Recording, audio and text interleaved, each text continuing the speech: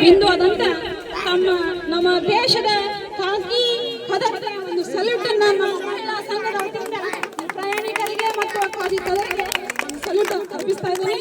ಇವತ್ತು ನಂಗೆ ನಿಜವಾಗ್ಲೂ ಮಾತು ಬರ್ತಾ ಇಲ್ಲ.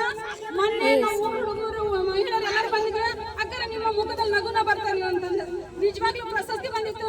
ಅಲ್ಲಿ ಮಳೆ ಇತ್ತು, ಮಳೆದ ಒಂದು ಅರ್ಬಟ್ಟಕ್ಕೆ ಆದ್ರೂ ನಮ್ಮವರು ನನ್ನ ಹಿಂದೆ ಬೆನ್ ಕೊಟ್ಟು ನಿಂತಿದ್ರು ಅವತ್ತ. ಆದ್ರೂ ನಂಗೆ ಒಂದು ಮುಖದಲ್ಲಿ ಒಂದು ಕಳೆ ಆದ್ರೆ ಇವತ್ತು ಸಹ ಕಳೆ ಬರ್ತಿಲ್ಲ. ಯಾಕಂದ್ರೆ ನನ್ನ ಮನದಾಳದ ತುಂಬಾ ಏನ್ ಹೇಳ್ಬೇಕು ಗೊತ್ತಾಗ್ತಿಲ್ಲ. ನಿಜವಾಗ್ಲೂ ನಮ್ಮ ಊರಿನ ಎಲ್ಲ ಟೀಮ್ನವ್ರೆ ನನಗೆ ವಿಷಯ ತಲುಪಿಸೋಕ್ಕಿಂತ ಮುಂಚೆನೆ ಇಡೀ ದೇಶಾದ್ಯಂತ ತಲುಪಿಸಿದಾರ. ನಿಜವಾಗ್ಲೂ ಒಂದ 15,000 ಜನ ನನಗ ಮೊನ್ನೆಯಿಂದ ಕಂಗ್ರಾಚುಲೇಷನ್ ಹೇಳಾಕತ್ತಾರ. ಅವ್ರಿಗೆಲ್ಲರಿಗೆ ನಾನು ರುಡಿದೀನಿ.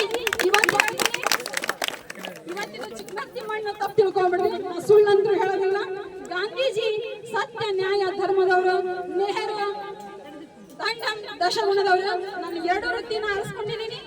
ಎಲ್ಲರೂ ಇವತ್ತು ಒಂದು ಚಿಕ್ಕಮಕ್ಕಿ ಪಡೆಯಲು ಒಂದು ವಿನಂತಿ, ಹಿರಿಯರಲ್ಲಿ ಸಣ್ಣವರಲ್ಲಿ ಶ್ರೀಮಂತರಲ್ಲಿ ಬಡವರಲ್ಲಿ ಪ್ರತಿಯೊಬ್ಬರು ಒಂದು ಸಂಘಕ್ಕೆ ಸೇರಲಿ ಅಂತ ಒಂದು ರಿಕ್ವೆಸ್ಟ್ ನಾನು ನಿಮ್ಮ ಹತ್ರ ಕೇಳ್ತೀನಿ. ಒಂದು ಸರಗೊಂಡಿ ಬರೀ ಪ್ರತಿಯೊಬ್ಬರು ಸಂಘಕ್ಕೆ ಸೇರಿಸ್ರಿ. ಯಾಕಂದ್ರೆ ಒಂದು ಕಷ್ಟದ ಸಮಯದಲ್ಲಿ ಎಲ್ಲಾ ತರ ಮೂಲದಿಂದ ಒಂದು ಸಂಘ ಆಸರೆ ಆಗತ್ತೆ ಅಂತ ಹೇಳ್ಕೊಂತೀನಿ.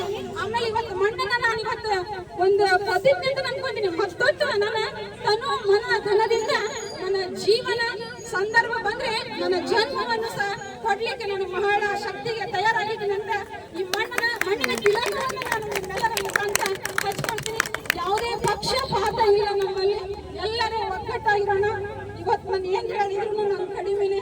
ಇವತ್ತು ನಿಜವಾಗ್ಲೂ ತಂದೆ ಕೊಟ್ಟ ನೆತ್ತರ, ತಾಯಿ ಕೊಟ್ಟ ಉಸಿರ, ನಮ್ಮೂರ ಹಿರಿಯರೆಲ್ಲರಿಗೂ ಕೊಟ್ಟ ವರ, ಆಮೇಲೆ ಅವಮಾನದ ಮೆಟ್ಟಿಲ, ಸನ್ಮಾನದ ತೊಟ್ಟಿಲ, ಚಿಕ್ಕಮಕ್ಕಿ ಕೊಟ್ಟಿದೆ ನನ್ನ ಸನ್ಮಾನದ ಒಡಿಲ. ನಾನು ಏನು ಹೇಳಿದ್ರು ಕಡಿಮೆ, ಕಣ್ಣೀರ